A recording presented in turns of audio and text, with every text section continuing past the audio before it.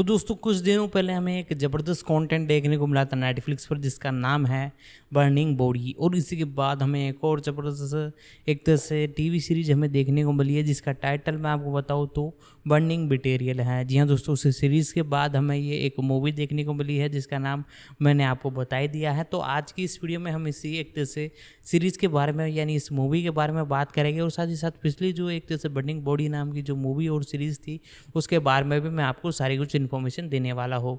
दोस्तों इसकी IMB rating के बारे में बात की जाए तो 10 में से 4.4 की रेटिंग है और साथ ही साथ टमाटोज़ की रेटिंग की बात की जाए तो 93% इसकी रेटिंग है और लगभग गूगल यूजर्स ने 70% गूगल यूजर्स ने इसे पसंद किया है। तो आज की इस वीडियो में हम इसी एक तरह से मूवी के बारे में बात करने वाले हैं। तो दोस्तों बेसिक डिटेल से जानना चालू करते हैं। Burning body Spanish El Cuerpo en Llamas एक 2023 स्पेनिश अपराध टेलीविजन मिनी सीरीज है जो लॉरा सरमेंटो द्वारा लिखित और जॉर्ज टोरेग्रोसा एस और लॉरा मना द्वारा निर्देशित है।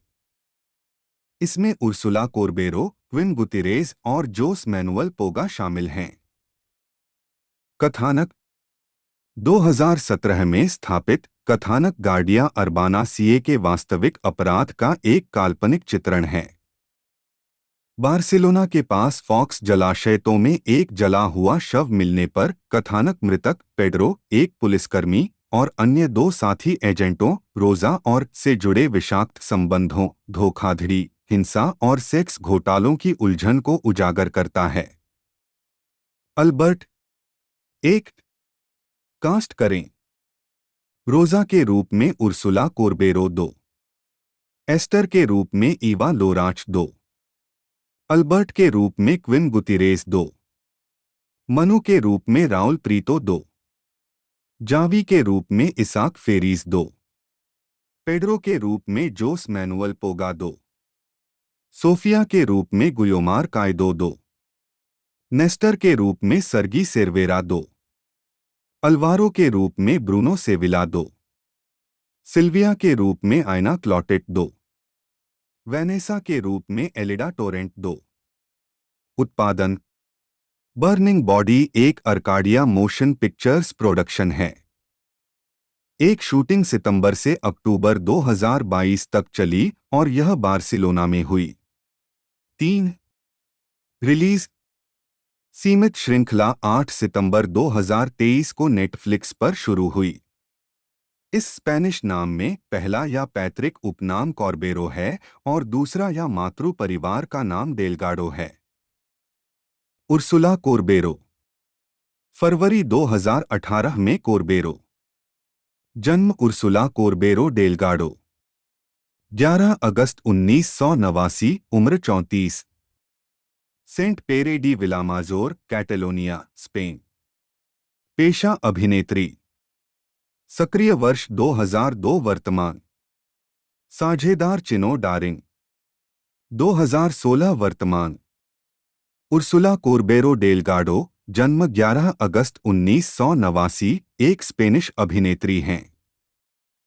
वह किशोर नाटक श्रृंखला फिसिका ओक्विमिका 2008-2010 में रूथ गोमेज, ऐतिहासिक फिक्शन श्रृंखला इसाबेल 2014 में मार्गारिटा डी ऑस्ट्रिया और comedy film girls night out 2015 में मार्टा की भूमिका निभाने के लिए स्पेन में जानी गईं।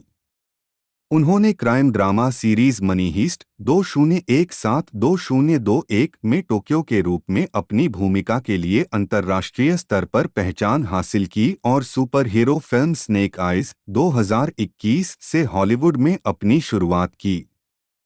प्रारंभिक जीवन उर्सुला कोर्बेरो डेलगाडो का जन्म 11 अगस्त 1989 को बार्सिलोना में हुआ था। एक दो दुकानदार एस्तेर डेलगाडो और बढ़ी पेड्रो कोर्बेरो की बेटी। वह सेंट पेरे डी विलामाजोर में पली बढ़ी। उसकी मोनिका नाम की एक बहन है। 3-6 साल की उम्र तक वह पहले से ही जानती थी कि वह एक अभिनेत्री बनना चाहती है और बाद में उसने विज्ञापनों में अभिनय करना शुरू कर दिया। 4 उन्हें अपना पहला भाग 13 साल की उम्र में मिला और उन्होंने अभिनय कक्षाएं लीं, साथ ही फ्लेमेंको और जैज नृत्य कक्षाएं भी लीं। कैरियर 2013 में एना क्लॉटेट के साथ कोरबेरो दाएं। उन्होंने 2002 में टेलीविजन श्रृंखला मिरल ट्रेंकट में मारिया के रूप में शुरुआत की। वह 2005-06 में वेंटडेल प्ला में सारा के रूप में दिखाई दी और 2007 में क्यूंटा एट्रास श्रृंखला में दिखाई दी। 2008 में उन्होंने श्रृंखला एल इंटरनेडो में मैनुएला पोर्टिलो की भूमिका निभाई और एंटेना 3 पर काम करना शुरू किया। 2010 तक टेलीविजन श्रृंखला फिसिका उक्विमिका 5-6 उनका किरदार रूथ गोमेज 7 बुलिमिया से पीड़ित था। 8 इस श्रृंखला ने काफी विवाद खड़ा किया, लेकिन कॉर्बेरो को उनके प्रदर्शन के लिए समीक्षकों द्वारा सराहा गया। फिसिका ओक्विमिका छोड़ने के बाद 2011 में कॉर्बेरो को टेलीविजन एस्पनोला की ड्रामा सीरीज 14 अप्रैल में मुख्य भूमिका मिली। ला रिपब्लिका पीपुल्स पार्टी के साथ राजनीतिक संघर्ष के कारण शो का दूसरा सीजन नवंबर 2018 तक प्रसारित नहीं हुआ। 9 उसी वर्ष उन्होंने हॉरर फिल्म एक्सपी 3D में अपने फिसिका ओक्विमिका सह कलाकार और दोस्त मैक्सी इग्लेसियस के साथ अभिनय किया। प्रचार के एक महत्वपूर्ण अभियान के बावजूद फिल्म आलोचकों को समझाने में विफल रही। 2012 में उन्होंने television film Los Dias de Gloria की शूटिंग की, जिसे राजनीतिक संघर्षों के कारण स्थगित कर दिया गया और जुलाई 2013 में प्रसारित किया गया। फिर वह जूलिया कॉर्टज़ार की भूमिका में ला 1 की श्रृंखला ग्रैंड रिसर्वा के तीसरे सीजन में शामिल हुई। उसी वर्ष उन्हें कैटलन टीवी फिल्म वोलारे में जोकिन ओरिस्ट्रेल द्वारा निर्देशित किया गया था। 11 फिर उन्होंने हॉरर फिल्म आफ्टर पार्टी में भाग लिया, जो आलोचकों और जनता दोनों को समझाने में असफल रही। वर्ष के अंत में वह कार्मेलो गोमेज के साथ राइमेन कॉन विस्टा अल मार की शूटिंग के लिए कोलंबिया चली गईं। 2013 में उन्होंने कॉमेडी क्वायन माटोआ बाम्बी में अभिनय किया, अभिनेता क्लारा लागो और क्विन गुतिरेस के साथ। फिल्म को समीक्षकों और जनता ने खूब सराहा। 13 उसी वर्ष उन्होंने Cloudy with a Chance of Meatballs 2 में सैम के लिए अपनी आवाज दी। 2014 में उन्होंने सफल ऐतिहासिक श्रृंखला इसाबेल में मार्गारिटा डी ऑस्ट्रिया की भूमिका निभाई। उसी वर्ष वह अपने करियर को पुरस्कृत करते हुए सिटजेस फिल्म फेस्टिवल में अनटैमेबल अवार्ड प्राप्त करने वाली इतिहास की पहली अभिनेत्री बनी। मेंस हेल्थ पत्रिका ने उन्हें वुमन ऑफ द ईयर का नाम दिया, एक पुरस्कार जो उन्हें अपने दोस्त और प्रसिद्ध अभिनेत्री रॉसी डी पाल्मा के हाथों से मिला। 2015 में कॉर्बेरो मिरियम लियोन, एंड्रिया बोस्का और ऑरा गैरिडो अभिनीत एक स्पेनिश इतालवी सह उत्पादन ला दामा वेलाटा की शूटिंग के लिए ट्रेंटो गए थे। इस साल के अंत में उन्होंने अभिनेत्री रॉसी डी पाल्मा के साथ स्पेनिश सिटकॉम एंक्लाडोस में नतालिया डी फिगुएरोआ वाई मार्टोरेल की भूमिका निभाई। 17 मार्च 2015 में उन्होंने अभिनेता ब्लैंका सुआरेज और योन गोंजालेज के साथ पेडिएंडो एल नॉर्ट में नादिया के रूप में अभिनय किया। 18 इसी वर्ष उन्हें सिउदाद डी एलिकांटे पुरस्कार मिला, जो स्पेनिश युवा प्रतिभाओं को प्रोत्साहित करने के लिए एलिकांटे फिल्म फेस्टिवल द्वारा बनाया गया एक पुरस्कार था। 19 दिसंबर 2015 में उन्हें ग्रैंड होटल ला एम्बाजदा के रचनाकारों द्वारा लिखित नई थ्रिलर श्रृंखला में मुख्य भूमिका मिली। श्रृंखला को MIP-TV के दौरान कांस में प्रस्तुत किया गया था और अमेरिकी नेटवर्क यूनियन एस द्वारा खरीदा गया था। 2021 में कोर्बेरो 2015 में उन्हें कोमो सोब्रेविविर ए उना डेस्पेडिडा में एक फिल्म में पहली मुख्य भूमिका भी मिली और उन्होंने पुष्टि की कि वह स्पेन की सर्वश्रेष्ठ हास्य अभिनेत्रियों में से एक हैं। फिल्म को आधिकारिक प्रतियोगिता में मलागा फिल्म फेस्टिवल में प्रस्तुत किया गया था और इसे सर्वश्रेष्ठ चित्र के लिए नामांकित किया गया था। 2016 में उन्होंने फिल्म ला कोरोना पार्टिडा में मार्गारिटा डी ऑस्ट्रिया की अपनी भूमिका दोहराई। यह फिल्म इसाबेल और कार्लोस रे सम्राट की श्रृंखला की अगली कड़ी है। 22 उसी वर्ष उन्होंने the secret life of pets में केटी को अपनी आवाज देकर डबिंग के अनुभव को दोहराया। 23 2017 में कॉर्बेरो को डकैती टेलीविजन श्रृंखला La Casa de Papel Money Heist में मुख्य भूमिका मिली। वह कहानी के सूत्रधार टोक्यो की भूमिका निभाती है, जो एक भगोड़ा डाकू है जिसे प्रोफेसर अपनी योजना में भाग लेने के लिए खोजता है। एलेक्स पिना द्वारा बनाई गई श्रृंखला, जिन्होंने पहले विज ए विज लिखा था, इसकी विशेषता इसके गहरे हास्य, इसके पूंजीवाद विरोधी प्रवचन और महिलाओं के महत्व से है। यह पहली बार स्पेन में एंटेना 3 पर प्रसारित हुआ और बाद में नेटफ्लिक्स के माध्यम से अंतर्राष्ट्रीय स्तर पर उपलब्ध कराया गया। अपने करियर में पहली बार उर्सुला कोर्बेरो को आलोचकों और दर्शकों द्वारा सराहा गया है, जो उनकी पिछली भूमिकाओं से अलग इस भाग में उनके करियर के पहले और बाद को देखते हैं। 24 उन्हें प्रेमियोस फिरोज में एक टीवी श्रृंखला में सर्वश्रेष्ठ अभिनेत्री के लिए नामांकित किया गया था और सर्वश्रेष्ठ अभिनेत्री के लिए एटीवी पुरस्कार जीता था। इस सीरीज ने 46वें अंतर्राष्ट्रीय एमी अवार्ड्स में सर्वश्रेष्ठ ड्रामा सीरीज का पुरस्कार जीता। यह दुनिया भर में हिट हो गई और इस मंच पर सबसे ज्यादा देखी जाने वाली गैर अंग्रेजी भाषी श्रृंखला है। 25 उस वर्ष बाद में उन्हें जूलियो मेडेन द्वारा सिनेमा में उनकी पहली मुख्य नाटकीय भूमिका दी गई।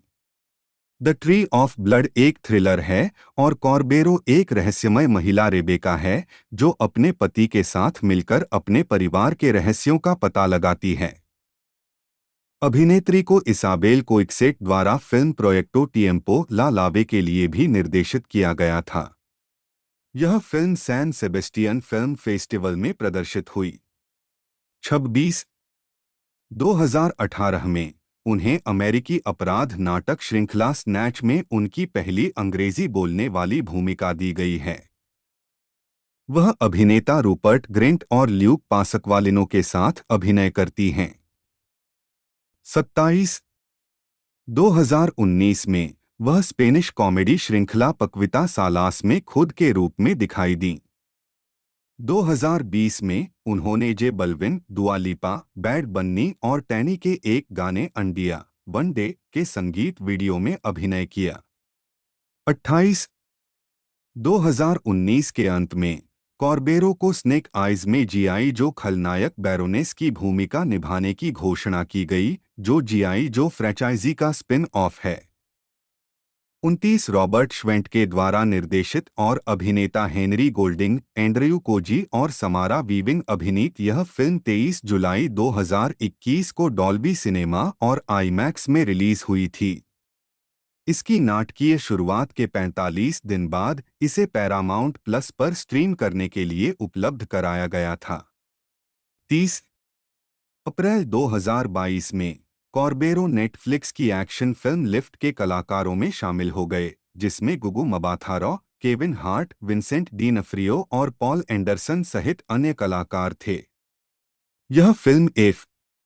गैरी ग्रे द्वारा निर्देशित, मैट रीव्स द्वारा निर्मित और 25 अगस्त 2023 को प्रीमियर होगी। 31-32 सितंबर 2022 में कॉर्बेरो को नेटफ्लिक्स की नई लघु श्रृंखला के प्रमुख के रूप में घोषित किया गया था, जो एक वास्तविक कहानी पर आधारित थी, जिसका शीर्षक एल कुएर्पो एन लामास था। 33 वह गार्डिया अर्बाना की एजेंट और साथ ही एजेंट पेड्रो रोड्रिग्ज की पत्नी रोजा पेरल का किरदार निभाएंगी, जिसका शव 2017 में पेंटानो डी फॉक्स के पास एक कार में कार्बनयुक्त पाया गया था। 34 सार्वजनिक छवि अक्टूबर 2018 से कॉर्बेरो बुल्गारी के फियोरेवर संग्रह के राजदूत रहे हैं।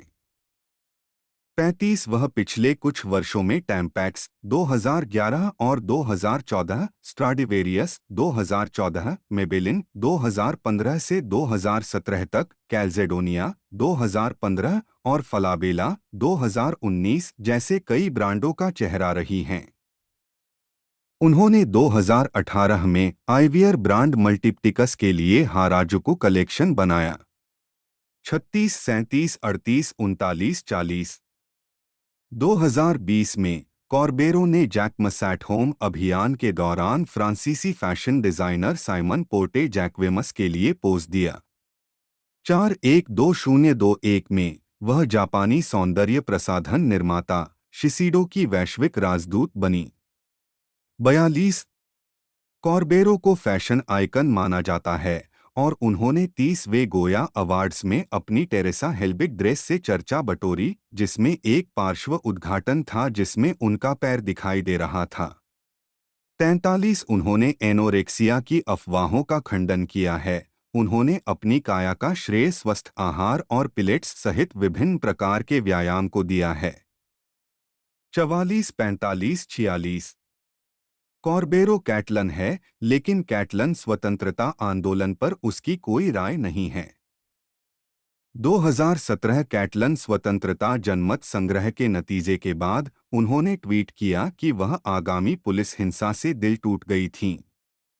47 मई 2018 में ला कासा डी पैपेल की विश्वव्यापी सफलता के लिए धन्यवाद। कॉर्बेरो 5 मिलियन से अधिक फॉलोअर्स के साथ इंस्टाग्राम पर सबसे अधिक फॉलो की जाने वाली स्पेनिश सेलिब्रिटी बन गई। फिलहाल उनके 22 मिलियन से ज्यादा फॉलोअर्स हैं। 48 दान कार्य। कॉर्बेरो एक नारीवादी हैं। 2018 में उन्होंने अर्जेंटीना में गर्भपात को वैध बनाने के पक्ष में एक वीडियो में भाग लिया। 49-50 कॉर्बेरो यमास के सह संस्थापक हैं, जो कलाकारों की एक कंपनी है जो लोगों को फिल्म प्रीमियर, पर्दे के पीछे और बहुत कुछ देखने की अनुमति देती है। 51 कॉर्बेरो ने अभिनेत्रियों ब्लैंका सुआरेस और क्लारा लागो के साथ कई स्तन कैंसर जागरूकता अभियानों में भाग लिया है। वह एट्रेस मीडिया फाउंडेशन के साथ बचपन के कैंसर के लिए भी प्रतिबद्ध हैं।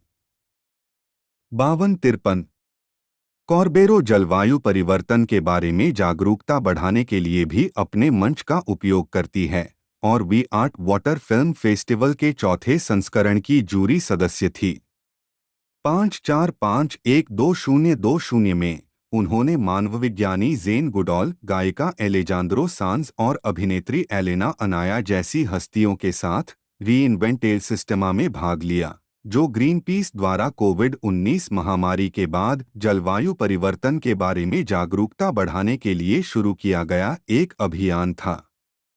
55 जुलाई 2023 में वह अंतर्राष्ट्रीय एनजीओ सेव द चिल्ड्रेन 56 की पहली वैश्विक राजदूत बनी, जिसका लक्ष्य दुनिया भर में बच्चों के जीवन में सुधार करना है। व्यक्तिगत जीवन। कॉर्बेरो ने 2009 से 2011 तक अभिनेता इज़राइल रोड्रिग्ज को, 57 टेनिस खिलाड़ी फेलिसियानो लोपेज को 2011 में 5 महीने के लिए, 58 और मॉडल एंड्रेस वेलेंकोसो को 2013 से 2016 तक डेट किया।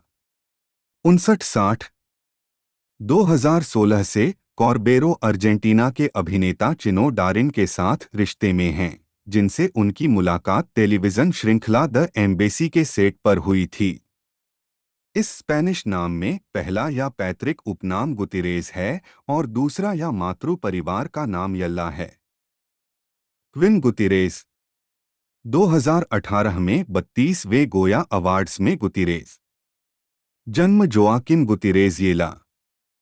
27 मार्च 1981, उम्र 42। Barcelona, Catalonia, Spain. पेशा अभिनेता। जोआकिन क्विन गुतिरेज येला, स्पेनिश की UTJERE, जन्म 27 मार्च 1981, एक स्पेनिश अभिनेता हैं।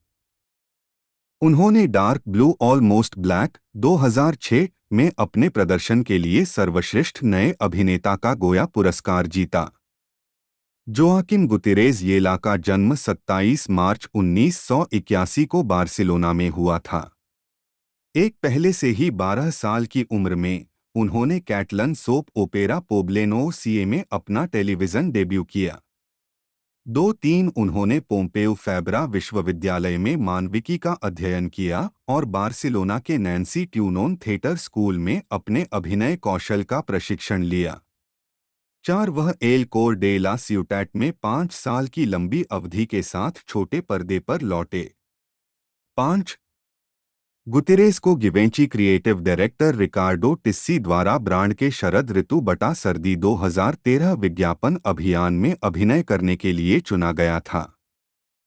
तो दोस्तों इस मूवी की लेंथ की बात की जाए तो 2 घंटा लगभग प्लस बताई गई है और स्टोरी भी कुछ खास नहीं है, बस एक रोमांटिक्स लवर्स के लिए ज़बरदस्त होने वाली हैं।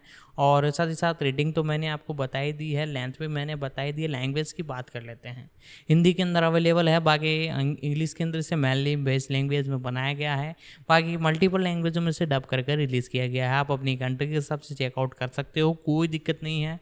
ज़्यादा लैंग्वेजों में अवेलेबल नहीं है, लेकिन इंग्लिश में तो हमें लिए अवेलेबल कराई गई है। हम हर कंट्री से इसे देख पाए कि इंग्लिश में हम सभी कंफर्टेबल हैं। तो दोस्तों इसी के साथ हम इसके सारे कुछ डिटेल आपको बता ही चुके हैं। प्री प्रोडक्शन के बारे में थोड़ी और डिटेल है जिसके अंदर हम फैक्ट भी कवर करने वाला है, तो वो पोर्शन अब हम चालू करते हैं। इस कैटलन नाम में पहला या पैतृक उपनाम फेरीज है और दूसरा या मातृ परिवार का नाम अल्वारो है। दोनों आम तौर पर संयोजन आय से जुड़े होते हैं। इसाक फेरीज 2004 में फेरीज। जन्म इसहाक फेरीज अल्वारो 20 जून 1979, उम्र 44। अंडोरा ला वेला अंडोरा। व्यवसायों अभिनेता निदेशक। Website www.isakferis.com। इसहाक फेरिस अल्वारो जन्म 20 जून 1979, बार्सिलोना में स्थित एक एंडोरान में जन्मे अभिनेता और निर्देशक हैं। जीवनी 20 जून 1979 को अंडोरा ला वेला में जन्मे एक दो फेरीज के माता पिता मूल रूप से बार्सिलोना के ग्रासिया क्षेत्र से थे, जहां वह बचपन में नियमित रूप से जाते थे। 3 वह 18 साल की उम्र तक अंडोरा में रहे जब वह बार्सिलोना चले गए। 3 नैन्सी ट्यूनोन के अभिनय स्कूल में प्रशिक्षण लिया।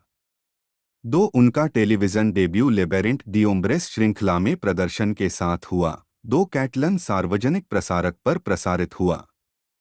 उन्हें किशोर नाटकों जैसे अल साले डे क्लास, कॉम्पैनेरोस और फिसिका ओक्विमिका 4 के साथ स 8 कैटलन टेलीनोवेला वेट डेलप्ला में भूमिकाएं मिलीं।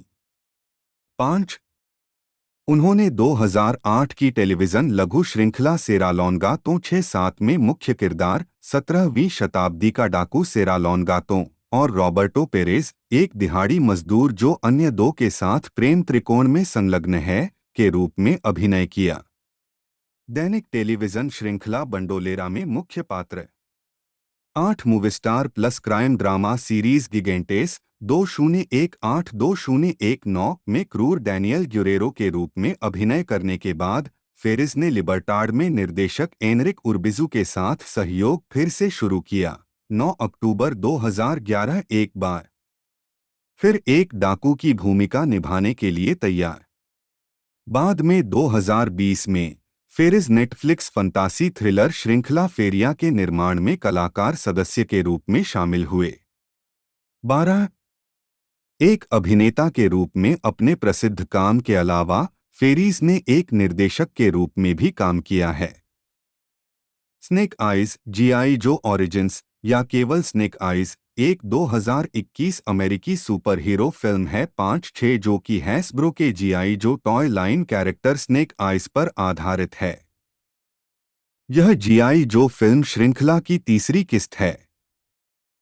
फिल्म का निर्देशन रॉबर्ट श्वेंटके ने किया है और इसकी पटकथा इवान स्पिलियोटोपोलोस जो श्रापनेल और अन्ना वॉटरहाउस ने लिखी है। यह शीर्षक चरित्र के लिए एक मूल कहानी के रूप में कार्य करता है। साथ ही यह फिल्म श्रृंखला का रिबूट भी है। फिल्म में हेनरी गोल्डिंग ने स्नेक आइज की भूमिका निभाई है, जबकि एंड रयुकोजी, उर्सुला कोर्बेरो, समारा वीविंग और इको उवैस सहायक भूमिकाओं में हैं। परियोजना की घोषणा पहली बार मई 2018 में की गई थी, जिसमें गोल्डिंग को अगस्त 2019 में शीर्षक भूमिका में लिया गया था और बाकी कलाकार बाद के महीनों में शामिल हुए थे। अक्टूबर 2019 से फरवरी 2020 तक वैंकूवर और जापान में प्रारंभिक फिल्मांकन होने के बाद मार्च 2021 में पुनः शूटिंग हुई। स्नेक आइज जीआई जो ओरिजिन्स को पैरामाउंट पिक्चर्स द्वारा 23 जुलाई 2021 को संयुक्त राज्य अमेरिका में रिलीज किया गया था। फिल्म को आलोचकों से आम तौर पर नकारात्मक समीक्षा मिली, साथ जिन्होंने एक्शन दृश्यों के लेखन, संपादन और निर्देशन की आलोचना की, लेकिन प्रदर्शन और उत्पादन मूल्यों की प्रशंसा की। फिल्म को बॉक्स ऑफिस बम माना गया, जिसने $88 110 मिलियन के बजट और $160 175 मिलियन के ब्रेक इवन पॉइंट के मुकाबले दुनिया भर में $40 मिलियन से अधिक की कमाई की, जिससे पैरामाउंट को $88 मिलियन का नुकसान हुआ। कथानक: भागे हुए एक युवा लड़के और उसके पिता को उनके खतरनाक पीछा करने वाले मिल जाते हैं। अपने भाग्य का निर्धारण करने के लिए पासा पलटने के लिए मजबूर होने पर दोहरे पासा पलटने के बाद पिता की हत्या कर दी जाती है, लेकिन उसका बेटा बच जाता है। 20 साल बाद लड़के ने स्नेक आइज नाम अपना लिया है और उसे भूमिगत लड़ाई सर्किट में प्रतिस्पर्धा करते हुए याकुजा बॉस केंटा ताकामुरा द्वारा खोजा गया है। अपने पिता के हत्यारे को ढूंढने में मदद के वादे के साथ वह केंटा के आपराधिक संगठन में शामिल होने के लिए सहमत हो जाता है और उसे गिरोह में घुसपैठ करने वाले एक व्यक्ति को मारने के लिए कहा जाता है, लेकिन इसके बजाय वह उसे भागने में मदद करता है। वह व्यक्ति केंटा का चचेरा भाई टॉमी है, जो बताता है कि वे दोनों एक प्राचीन निंजा समाज अराशिकेज कबीले का नेतृत्व करने के लिए कतार में थे। टॉमी को मारने की कोशिश के बाद भगा दिया गया। केंटा अभी भी कबीले पर नियंत्रण चाहता है।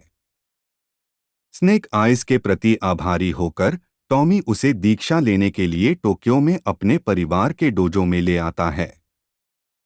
टॉमी की दादी सेन, कबीले की वर्तमान नेता, अपनी योग्यता साबित करने के लिए स्नेक आइज को 3 परीक्षणों से गुजरने देने पर सहमत हैं।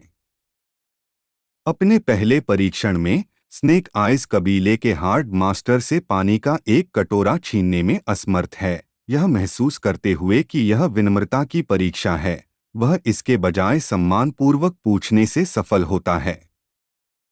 कबीले से अनभिज्ञ स्नेक आइज को केंटा द्वारा टॉमी को धोखा देने का काम सौंपा गया है। स्नेक आइज को टॉमी का विश्वास जीतने और कबीले के पवित्र सूर्य के आभूषण को चुराने की अनुमति देने के लिए उनके भागने का मंचन किया गया था। कबीले की सुरक्षा प्रमुख अकीको स्नेक आइज पर अविश्वास करती है, लेकिन वह केंटा के गिरोह की छापेमारी में उसके और टॉमी के साथ जाती है। उन्हें एक सहयोगी मेजर स्कारलेट ओहारा के माध्यम से पता चलता है कि केंटा आतंकवादी संगठन कोबरा के साथ संबद्ध है। स्नेक आइज का सामना केंटा और उसके कोबरा संपर्क बैरोनेस से होता है, जो चेतावनी देता है कि गहना चुराना ही एकमात्र तरीका है जिससे वे उसे उसके पिता के हत्यारे तक ले जाएंगे। कबीले का ब्लाइंड मास्टर स्नेक आइज का दूसरा परीक्षण करता है, जो उसके पिता की दृष्टि है, और वह अपने पिता की मृत्यु के बारे में बताने के बाद अकीको के साथ जुड़ जाता है। अपने अंतिम परीक्षण के लिए उसका सामना कबीले के विशाल पवित्र एनाकोंडा से होता है। यह महसूस करते हुए कि वह वास्तव में दिल का शुद्ध नहीं है, सांप हमला करते हैं, लेकिन अकीको उसे बचा लेता है। स्नेक आइज अपने धोखे को छुपाता है, लेकिन उसे कबीले से निष्कासित कर दिया जाता है। वह टॉमी को सगे भाइयों के रूप में विदा करता है, लेकिन उस रात कबीले के मंदिर में घुसकर अकीको को अपने वश में कर लेता है और आभूषण चुरा लेता है। वह इसे केंटा को सौंप देता है, जो अराशिकेज पर कब्जा करने के लिए इसका इस्तेमाल करने के बाद कोबरा को देने के लिए सहमत हो जाता है। स्नेक आइज को उसका इनाम मिलता है, उसके पिता का हत्यारा, एक पूर्व कोबरा एजेंट, और उसे अपना पासा पलटने के लिए मजबूर करता है, लेकिन अपनी जान बख्श देता है और अराशिकेज को चेतावनी देने के लिए लौट आता है। जब स्नेक आइज उसकी सहायता के लिए आती है तो टॉमी अपना गुस्सा एक तरफ रख देता है, क्योंकि केंटा डीजे को बर्बाद करने के लिए गहना की उग्र जादुई शक्तियों का उपयोग करता है। स्कार लेट केंटा के आदमियों से लड़ने के लिए आती है, लेकिन उसे और सेन को पकड़ लिया जाता है। सत्ता की भूखी केंटा ने गहना सौंपने से इनकार कर दिया, जिससे बैरोनेस को स्कारलेट और कबीले के साथ एक अस्थायी गठबंधन के लिए सहमत होना पड़ा।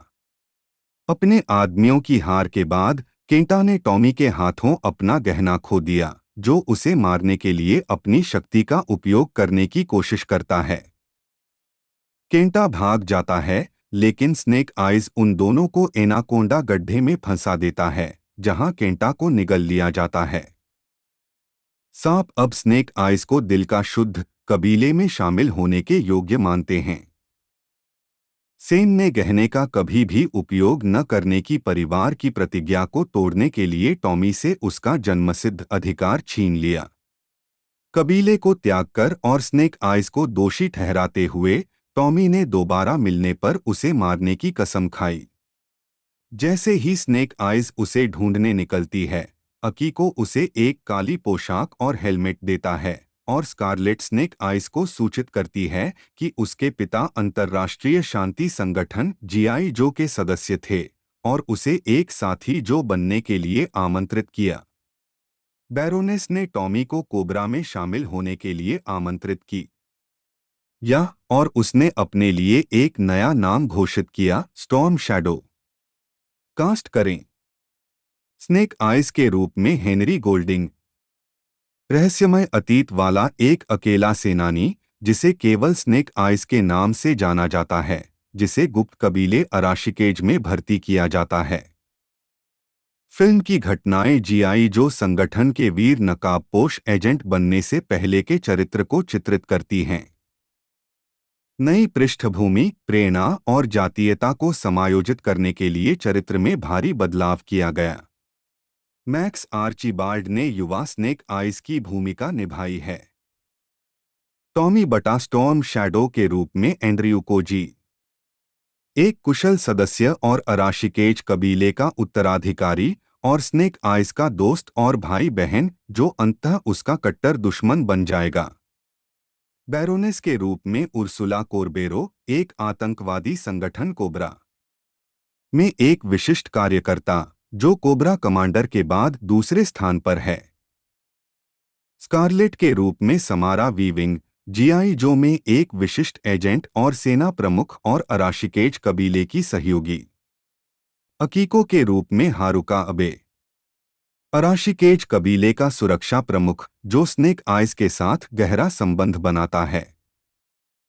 केंटा के रूप में ताकेहिरो हीरा, टॉमी का चचेरा भाई, कोबरा का सदस्य, जो अराशिकेज कबीले पर नियंत्रण चाहता है। हार्ड मास्टर के रूप में इको उवैस, अराशिकेज कबीले का एक दुर्जय गुरु और टॉमी का चाचा। ब्लाइंड मास्टर के रूप में पीटर मेंसा, अराशिकेज कबीले का एक अंधा गुरु। यासुजो के रूप में जेम्स हिरोयुकी लियाओ। इसके अलावा एरी इशिदा ने अराशिकेज कबीले के नेता सेन का किरदार निभाया है।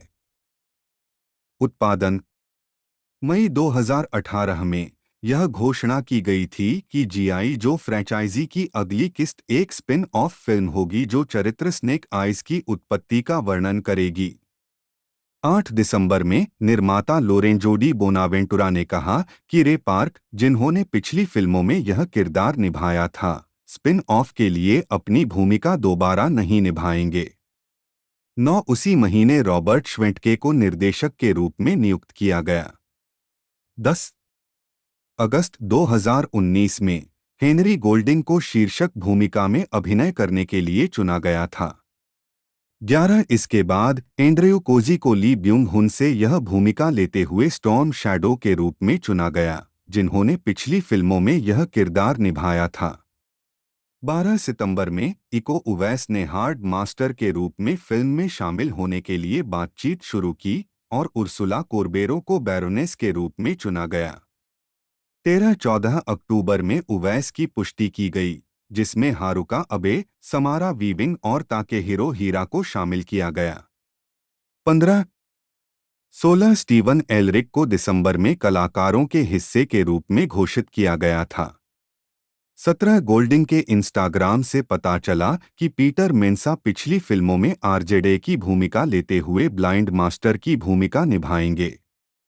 18-19 मूल रूप से कोजी को जीआई जो फिल्म में एक भूमिका में कोई दिलचस्पी नहीं थी, लेकिन अंततः वह यह कहने का अवसर नहीं चूक सके, मैंने उस चरित्र को निभाने के बारे में सोचा क्योंकि मुझे पहली 2 फिल्में पसंद नहीं आईं।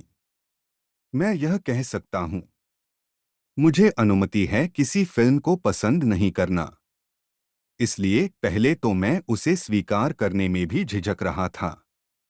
वह एक बड़े स्टूडियो की फिल्म थी और एक बड़े स्टूडियो की फिल्म में मेरी पहली भूमिका थी, इसलिए मैं बहुत झिझक रहा था क्योंकि मुझे हॉलीवुड पर उतना भरोसा नहीं था।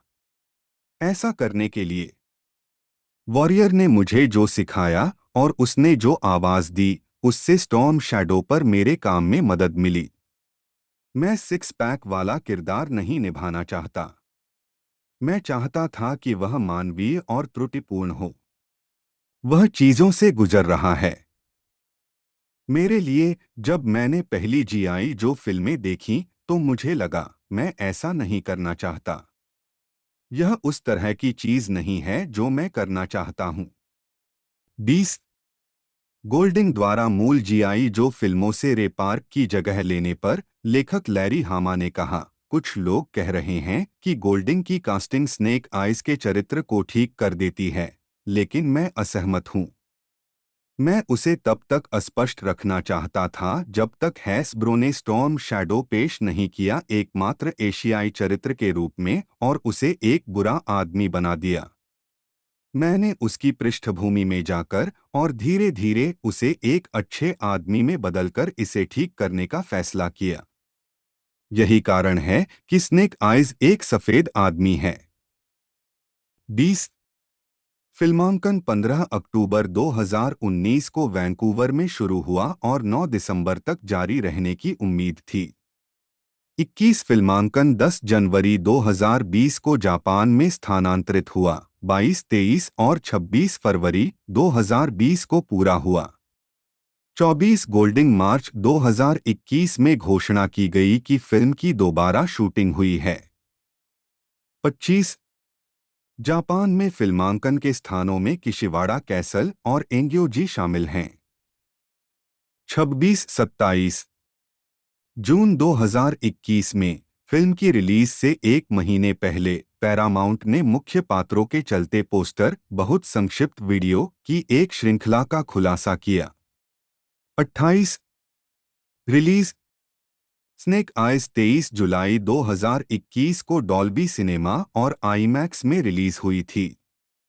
29 मूल रूप से इसे 27 मार्च 2020 को रिलीज करने के लिए निर्धारित किया गया था। 30 पहले इसे 16 अक्टूबर तक विलंबित किया गया। 31 और फिर एक सप्ताह बाद 23 अक्टूबर को।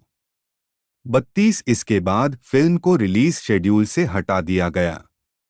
27 जुलाई संयुक्त राज्य अमेरिका में कोविड-19 महामारी के मद्देनजर राष्ट्रव्यापी थिएटर बंद होने के कारण 33 पैरामाउंट ने बाद में फिल्म को 23 जुलाई तक स्थानांतरित करने से पहले 22 अक्टूबर 2021 के लिए पुनः निर्धारित किया।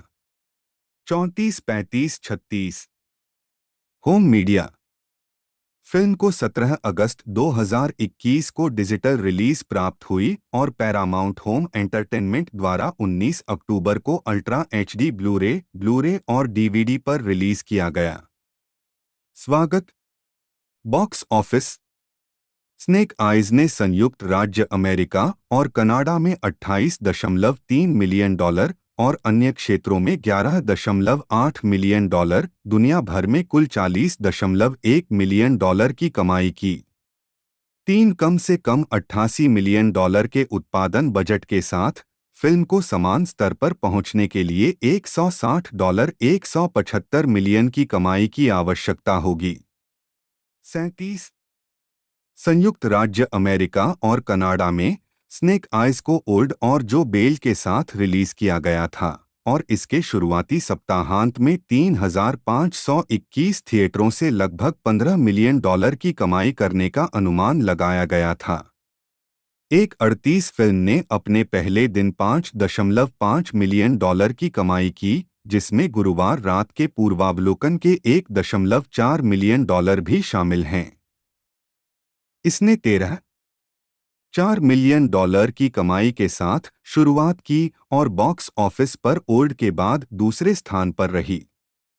दो शुरुआती सप्ताहांत अनुमानों के अनुरूप फिल्म के महंगे उत्पादन और प्रचार लागत को देखते हुए निराशाजनक माना गया और चल रही महामारी, फीकी आलोचनात्मक समीक्षाओं और दर्शकों द्वारा सिनेमाघरों में कौन सी फिल्में देखी जा रही हैं, इसके लिए अधिक चयनात्मक होने को जिम्मेदार ठहराया गया। एक सामान्य बाजार की तुलना में 37 फिल्म अपने द्वितीय सप्ताहांत में 70% गिरकर 4 मिलियन डॉलर पर आ गई और 7वें स्थान पर रही, फिर अपने तीसरे सप्ताहांत में 1.6 मिलियन डॉलर कमाकर 8वें स्थान पर आ गई।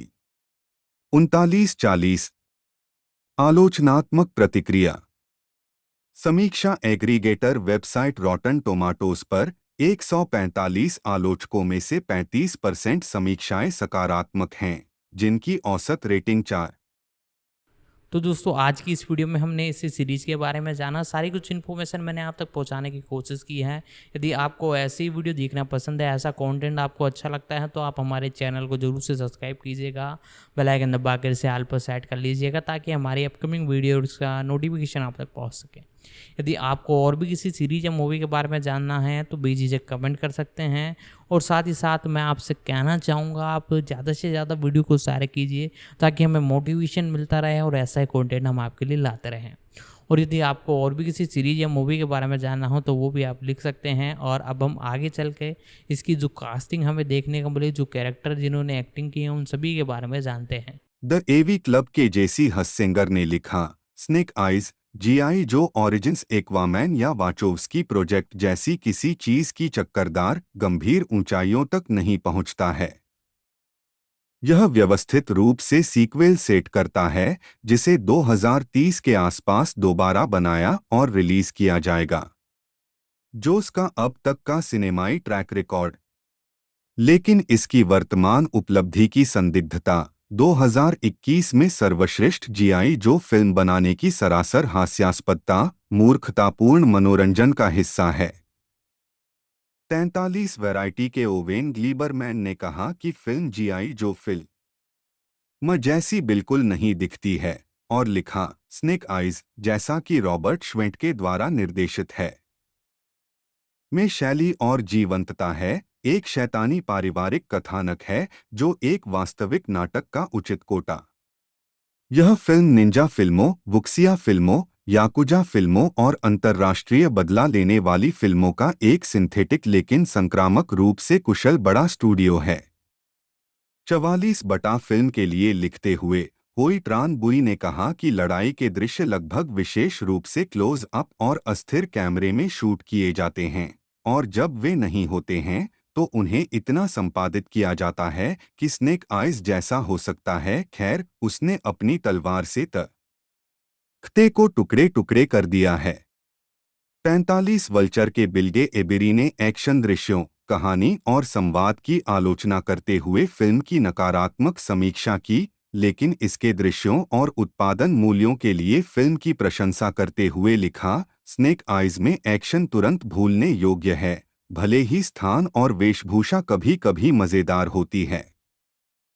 आप कभी कभी महसूस कर सकते हैं कि निर्देशक रॉबर्ट श्वेंटके कुछ दृश्य कल्पना को मुखर करने की कोशिश कर रहे हैं। एक बारिश से भीगी हुई नियन भीगी सड़क लड़ाई है जिसमें लंबे टेक और झपट्टा मारने वाले कैमरा मूव्स शामिल हैं, जिसने मुझे आशा के लिए कुछ शुरुआती कारण दिए। और एलेक हैमंड का प्रोडक्शन डिजाइन विशेष रूप से अराशिकेज कबीले के परिसर में कभी कभी मंत्रमुग्ध कर देता है। 46 न्यूयॉर्क टाइम्स के ग्लेन केनी ने फिल्म की नकारात्मक समीक्षा की और कहानी की आलोचना की। उन्होंने लिखा, उपरोक्त कथानक बिंदु वास्तविक हैं, हालांकि यह एक कला फिल्म से केवल संयोगवश समानता रखता है। लेकिन रॉबर्ट श्वेंट के द्वारा निर्देशित यह स्लैम बैंग ब्लॉकबस्टर इतनी लंबी है कि यह निश्चित रूप से उन इकट्ठा करने के लिए प्रेरित करती है। एक स्पष्ट एक्शन हीरो के लिए शीर्षक भूमिका में हेनरी गोल्डिंग चारों ओर खड़े होने और तनावग्रस्त दिखने का बहुत ही भयानक काम करते हैं।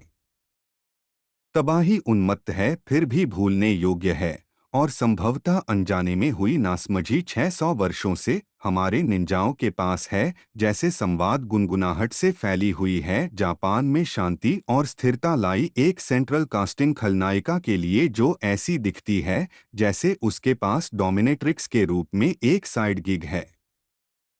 47 न्यूयॉर्क पोस्ट के जॉनी ओलेक्सिंकी ने फिल्म को 4 में से 2 स्टार रेटिंग दी और लिखा, यह सब स्नेक आइज के जो बनने की ओर बढ़ रहा है, लेकिन मार्शल आर्ट फिल्म का मुख्य कहानी से संबंध कमजोर लगता है, जैसे कि क्राउचिंग टाइगर, हिडन ड्रैगन का अंत मिशेल येओह के बदला लेने वाले बनने के साथ हुआ।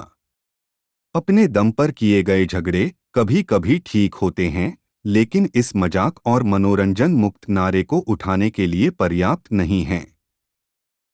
48 द सिएटल टाइम्स के सोरेन एंडरसन ने फिल्म को 4 में से 5 स्टार रेटिंग दी और लिखा, तलवारबाजी और गोलीबारी से भरे लड़ाई के दृश्यों को बहुत ही लापरवाही से संपादित किया गया है।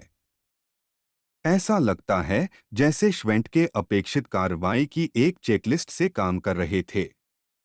मूवी घिसी पिटी और उन सब के माध्यम से जल्दबाजी करती है। उन्होंने हेनरी गोल्डिंग के प्रदर्शन की भी आलोचना करते हुए लिखा, वह आदमी स्नेक आइज एक सुपर निंजा माना जाता है। लचीला और लचीला, सख्त और सुडौल, एक पहेली, एक अकेला, एक पूर्ण बदमाश। गोल्डिंग उनमें से कोई नहीं है। क्रेजी रिच एशियाइयों ने सेक्सी स्मूथी के रूप में उनकी विशेषता का खुलासा किया। आंखों के लिए आसान, सहजता से आकर्षक, मिस्टर स्नेक आइज के लिए निर्धारित कौशल नहीं और कहा कि उनमें उपस्थिति की कमी है।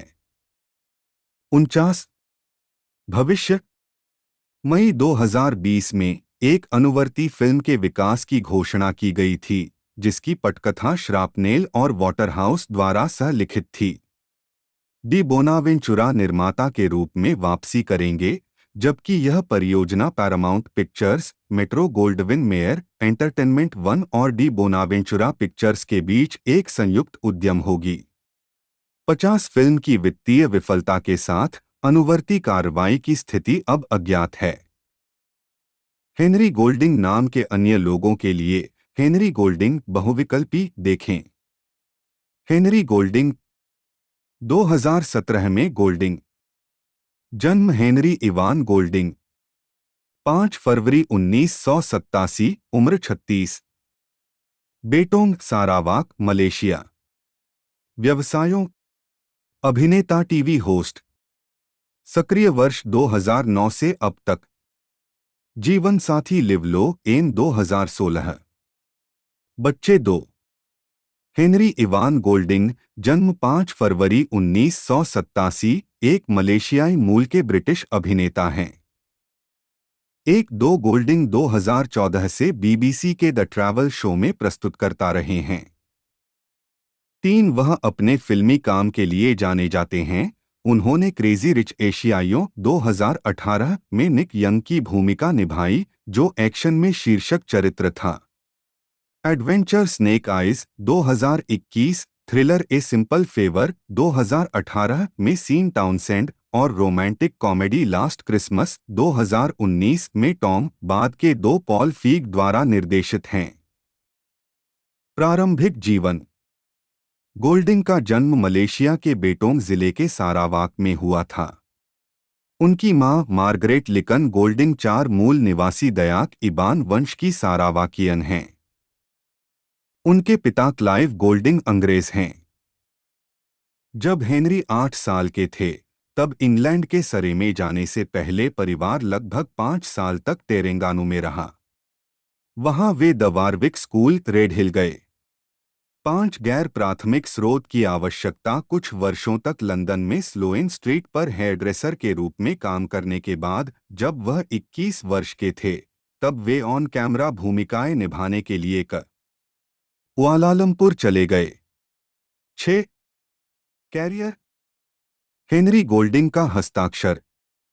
मार्च 2017 में एक वैश्विक कास्टिंग कॉल के बाद यह घोषणा की गई कि गोल्डिंग कॉन्स्टेंस वू के साथ फिल्म क्रेजी रिच एशियंस 7 में अभिनय करेंगे। अकाउंटेंट लिसा किम लिंग कुआन द्वारा उन्हें पहली बार निर्देशक जॉन एंग चू का ध्यान आकर्षित किया गया था और गोल्डिंग के आकर्षण और व्यक्तित्व ने उन्हें तुरंत उनकी पहली अभिनय भूमिका दिला दी। 8 गैर प्राथमिक स्रोत की आवश्यकता 9 क्रेजी रिच एशियंस को संयुक्त राज्य अमेरिका और कनाडा में 15 अगस्त 2018 को वार्नर ब्रदर्स पिक्चर्स द्वारा रिलीज किया गया था और इसे उच्च आलोचनात्मक प्रशंसा मिली जो यूएस और कनाडाई में नंबर 1 फिल्म बन गई। अपने शुरुआती सप्ताहांत में थिएटर 1 महीने बाद गोल्डिंग पॉल फीग की थ्रिलर ए सिंपल फेवर में दिखाई दिए जिसमें ब्लेक लाइवली और अन्ना केंड्रिक सह कलाकार थे। उन्होंने लिवली के चरित्र के पति शॉन की भूमिका निभाई। 11 क्रेजी रिच एशियाइयों और कुछ हद तक ए सिंपल फेवर की सफलता के बाद गोल्डिंग को फीग द्वारा निर्देशित उनके दूसरे सहयोग में रोमांटिक कॉमेडी लास्ट क्रिसमस में एमिलिया क्लार्क के साथ कास्ट किया गया था। 12 फिल्मांकन 26 नवंबर 2018 को शुरू हुआ और फरवरी 2019 तक जारी रहा। 13 और फिल्म 8 नवंबर 2019 को रिलीज हुई। 14 मिल्केन इंस्टीट्यूट एशिया शिखर सम्मेलन 2022 के लिए सिंगापुर में हेनरी गोल्डिंग ने गाय रिची द्वारा निर्देशित 2019 की अपराध फिल्म द जेंटलमैन में मैथ्यू मैककोनाघी, ह्यू ग्रांट और मिशेल डॉकरी के साथ अभिनय किया। 15 गोल्डिंग ने होंग खाओ की फिल्म मॉनसून में किट की भूमिका निभाई जो एक आदमी है जो अपने माता पिता की राख को बिखेरने के लिए लंदन से अपने जन्म देश वियतनाम की यात्रा करता है। 16 अगस्त 2019 में गोल्डिंग को स्नेक आइज की शीर्षक भूमिका में लिया गया जो जीआई जो फिल्म फ्रैंचाइज का स्पिन ऑफ था जो जुलाई 2021 में रिलीज हुई थी। 17, 18, 19 स्नेक आइज के लिए फिल्मांकन अक्टूबर 2019 में शुरू हुआ, वैंकूवर में और फरवरी 2020 में टोक्यो में समाप्त हुआ। 20-21 गैर प्राथमिक स्रोत की आवश्यकता। आगामी परियोजनाएं। 29 अप्रैल 2019 को सीएनबीसी ने बताया कि गोल्डिंग को क्रेजी रिच एशियाइयों के 2 सीक्वल के बैक टू बैक फिल्मांकन में निक यंग के रूप में अपनी भूमिका को फिर से निभाना है जो वर्तमान में प्री प्रोडक्शन में हैं। 22 व्यक्तिगत जीवन। गोल्डिंग की मुलाकात 2011 में नए साल के दिन ताइवानी टेलीविजन प्रस्तोता और योग प्रशिक्षक लिव लो से हुई। 23-2-4-2-5-2015 में उनकी सगाई हुई और अगस्त 2016 में सारावाक में उनकी शादी हो गई। 26 वे अपनी 2 बेटियों के साथ वेनिस बीच, कैलिफोर्निया में रहते हैं, जिनका जन्म 2021 और 2023 में हुआ है। 27-28 अपनी शादी से पहले गोल्डिंग ने बोर्नियो के जंगल में अपना बेजालाई मर्दानगी में प्रवेश का इबान संस्कार पूरा किया। डिस्कवरी चैनल एशिया पर वृत्तचित्र श्रृंखला सर्वाइविंग बोर्नियो के लिए 2 महीने तक अनुभव को फिल्माया और कैमरा उपकरण खुद ले गए। 29 उनकी यात्रा कुचिंग, सारावाक में बोर्नियो हेडहंटर्स टैटू के अर्नेस्टो कालम द्वारा पारंपरिक हाथ से टैप किया गया बेजलाई टैटू प्राप्त करने के साथ समाप्त हुई। उनकी दाहिनी जांघ पर बना टैटू एक अंजीर के पेड़ का है जो दूसरे पेड़ों से लिपट जाता है और उनका रूप लेकर खुद पेड़ बन जाता है। 30 जब द न्यूजीलैंड हेराल्ड के मिशेल मानेलिस ने साक्षात्कार किया तो गोल्डिंग ने अपने उपनाम के बारे में कहा, गोल्डिंग वास्तव में बहुत यहूदी है ना?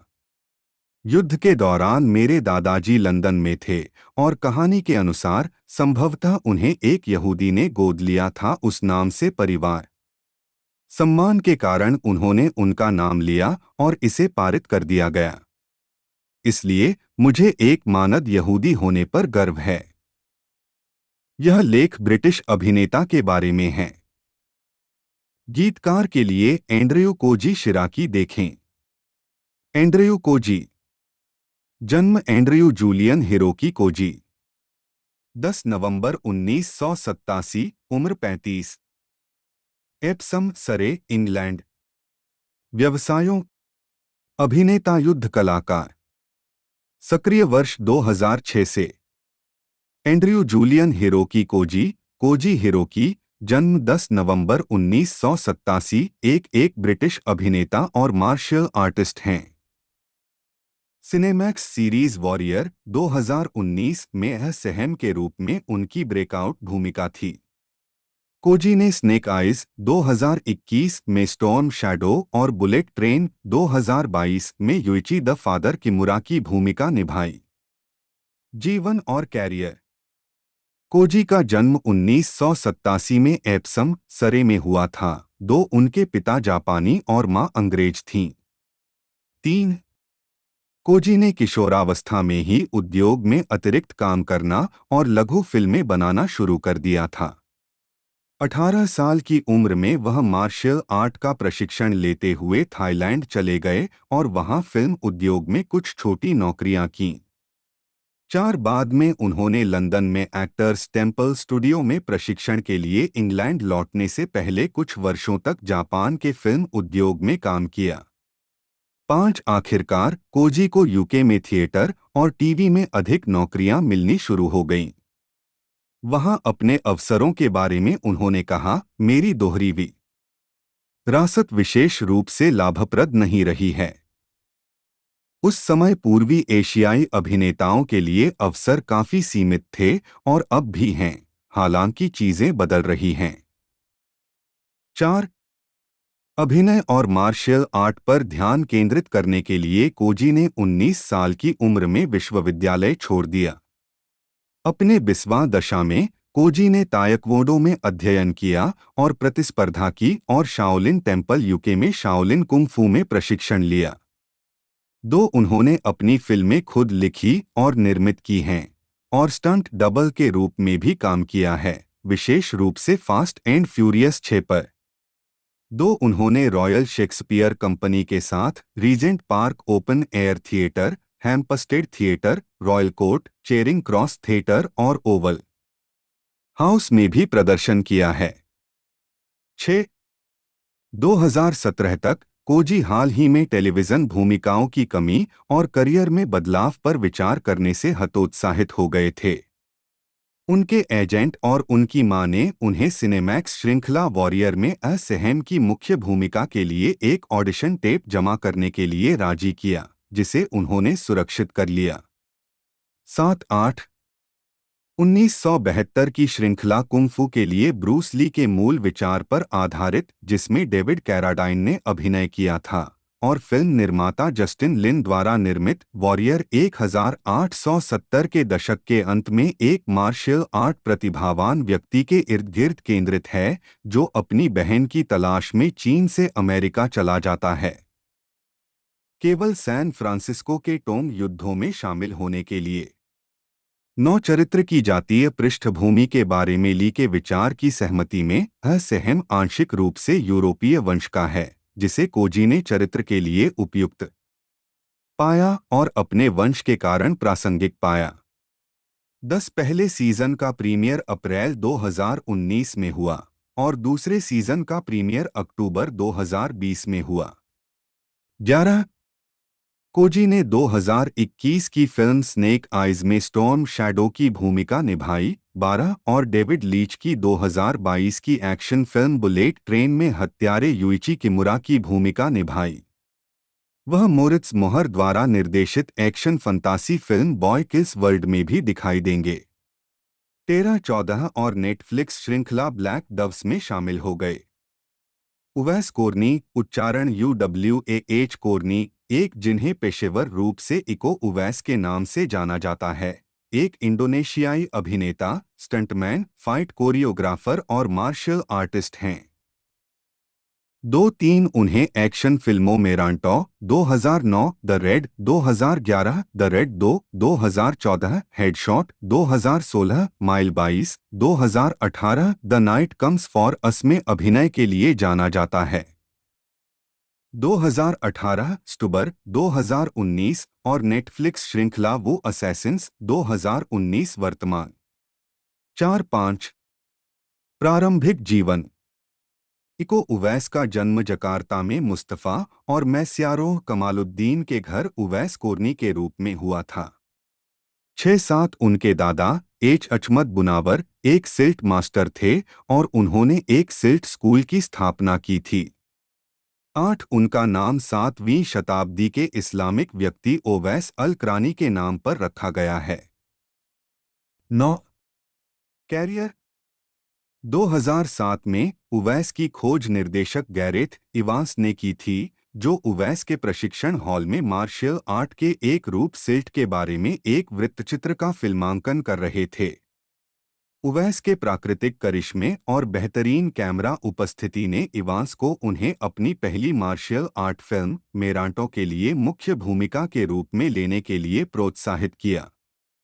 10-11 गैरेथ इवांस और उनकी प्रोडक्शन कंपनी के साथ 5 साल के अनुबंध पर हस्ताक्षर करने के बाद उवैस ने इंडोनेशियाई टेलीकॉम कंपनी एशिया में एक परिचालन ड्राइवर के रूप में मेरांटो में अपने पहले अभिनय अनुभव में उवैस ने एक युवा मिनांग पश्चिम सुमात्रान की भूमिका निभाई, जिसके कारण उन्हें मास्टर एडवेल दातुक राजो गंपो आलम से सिल्ट हरिमाऊ बाघ शैली की मिनांग शैली सीखनी पड़ी। मेरांटो को 6 अगस्त 2009 को इंडोनेशिया में रिलीज किया गया था। फिल्म को अत्यधिक सकारात्मक समीक्षाओं के साथ दक्षिण कोरिया में पुचोन इंटरनेशनल फैंटास्टिक फिल्म फेस्टिवल और ऑस्टिन, टेक्सास में फैंटास्टिक फेस्ट में प्रदर्शित किया गया था। 15, 16, 17 मेरेंटाओ ने एक्शन फेस्ट 2010 में सर्वश्रेष्ठ फिल्म का पुरस्कार जीता। 18, 19 गैरेथ इवांस के साथ उवैस का दूसरा सहयोग द रेड, संयुक्त राज्य अमेरिका में द रेड रिडेम्पशन के रूप में जाना जाता है, था, जिसका फिल्मांकन मार्च 2011 के मध्य में शुरू हुआ और 2012 के मध्य में रिलीज हुआ। 20 फिल्म को आलोचकों और दर्शकों द्वारा विभिन्न समारोहों में वर्षों की सर्वश्रेष्ठ मार्शल आर्ट फिल्मों में से एक के रूप में सराहा गया है। 21 तो दोस्तों आज की इस वीडियो में हमने इस सीरीज़ के बारे में बात की, जो कि बहुत ही बेहतरीन अंदाज में नेटफ्लिक्स पर देखने को मिली है। रेटिंग भी बहुत घटिया है और मूवी यानी सीरीज़ जो मूवी है इसकी वो भी बहुत घटिया है। दोस्तों मैं आपसे कहना चाहूँगा यदि आप ड्रामा लवर्स है तो भी आप इसे ना देखें, क्योंकि बहुत ख़त्म माल हमें ये देखने को मिला है नेटफ्लिक्स की तरफ से। बर्निंग बॉडी के कंपैरिजन तो क्या ही करेगा ये। दोस्तों बर्निंग बॉडी बहुत ही ज़बरदस्त एक तरह से मूवी थी, सीरीज़ थी जो हमें देखने को मिली। और दोस्तों मैंने आज इस एक तरह से सीरीज़ के बारे में बात की और साथ ही साथ दोस्तों इसके बारे में मैंने आपको सारी कुछ इन्फॉर्मेशन बताई। यदि आपको वीडियो अच्छी लगी हो, ऐसा ही कॉन्टेंट देखना पसंद हो तो चैनल को जरूर से सब्सक्राइब कर लीजिएगा। दोस्तों मिलते हैं अगले वीडियो में।